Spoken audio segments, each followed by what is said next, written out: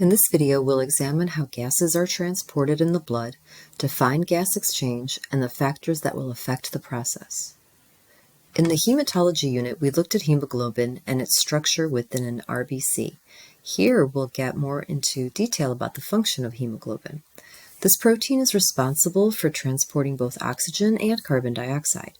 Most of the oxygen molecules in the blood are transported by hemoglobin, with a small percentage dissolving directly into blood plasma. You may recall that hemoglobin consists of 4 subunits, each containing an iron atom that can bind one oxygen molecule. The transport of carbon dioxide is different. Only 7% of carbon dioxide molecules will dissolve in the plasma.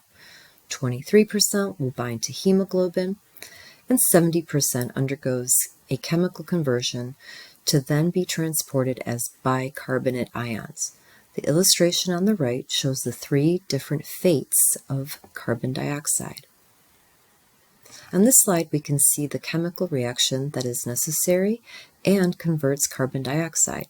It is important to note that this is a reversible reaction, which means it can move in both directions, which is important because the conversion back to CO2 in the lungs is necessary for the gas to be eliminated through exhalation. Reading through this from left to right, carbon dioxide mixes with water, and in the presence of the enzyme carbonic anhydrase, found in RBCs, gets converted into carbonic acid, which ultimately forms bicarbonate and a hydrogen ion.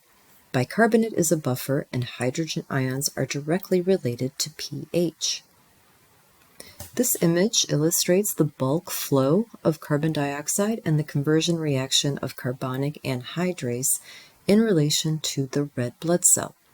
Carbon dioxide can cross the cell membrane. However, hydrogen ions cannot.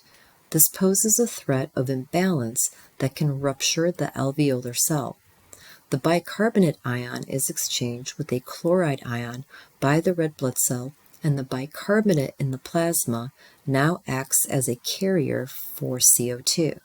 This exchange of ions, known as the chloride shift, helps regulate pH levels in the body and ensures that our blood stays within a healthy range.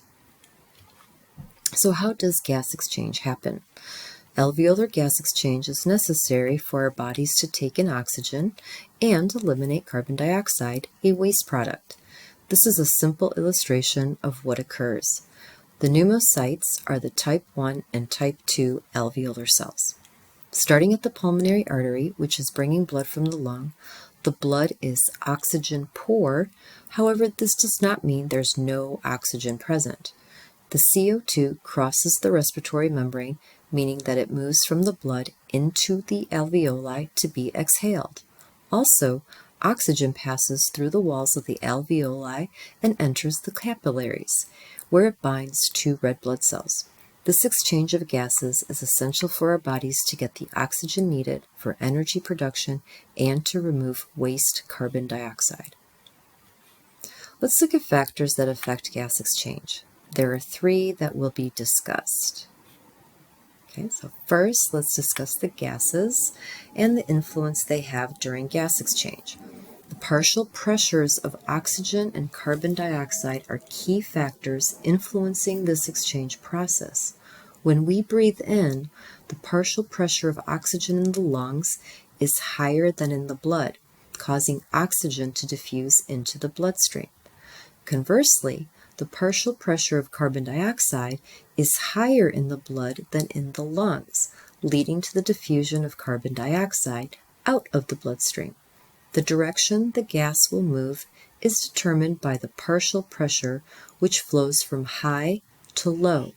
This exchange is essential for maintaining proper oxygen levels in the body and eliminating waste carbon dioxide.